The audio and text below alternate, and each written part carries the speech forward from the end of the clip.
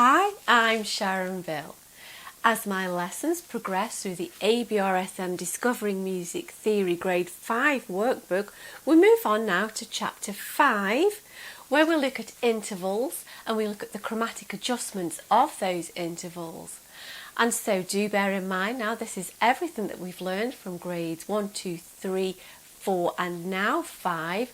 And so now we look at topics including perfect intervals, major intervals, minor intervals, diminished intervals, augmented intervals, and also now we look at intervals which exceed an octave, which are compound intervals. The full lesson is available on my Patreon channel. If you visit patreon.com/Sharon Bill, you'll find the whole lesson there. The links to that lesson is in the cards and in the description box below. After this short little video, you'll find sample examples of this lesson to show you how I work through every single step of each exercise to explain simply and clearly how to understand this subject matter. Once you feel that you're ready to take your ABRSM Music Theory exam, I've written an exam technique guide, how to take your ABRSM Music Theory exam.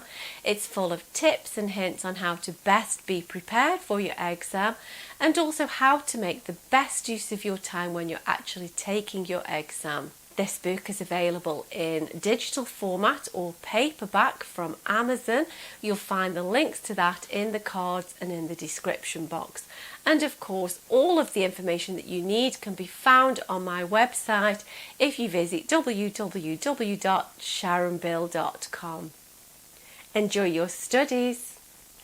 Bye. However, if we see here, we have a G to a C sharp, which is a 1, 2, 3, 4. Remember, always counting the given note as 1.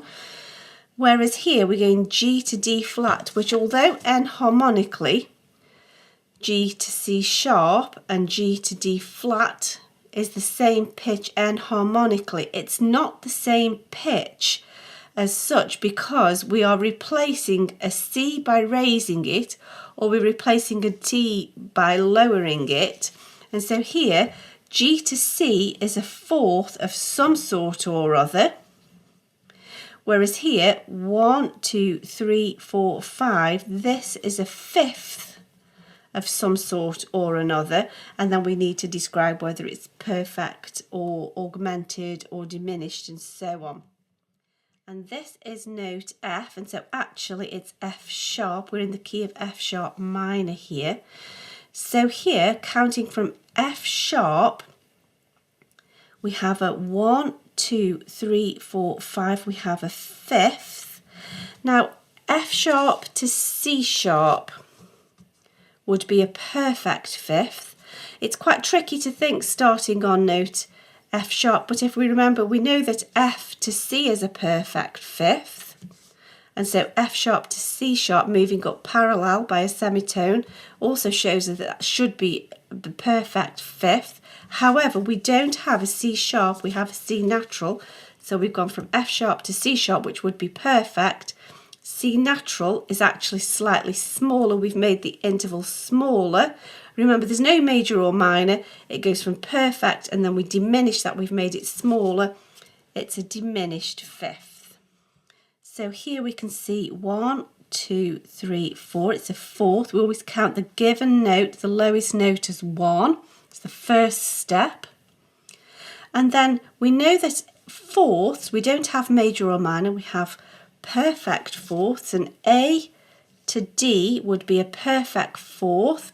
That's part of the major and the minor scale. And here it's been raised, so we've augmented that interval. That perfect interval has been augmented, and so we say it's a perfect fourth raised to an augmented fourth.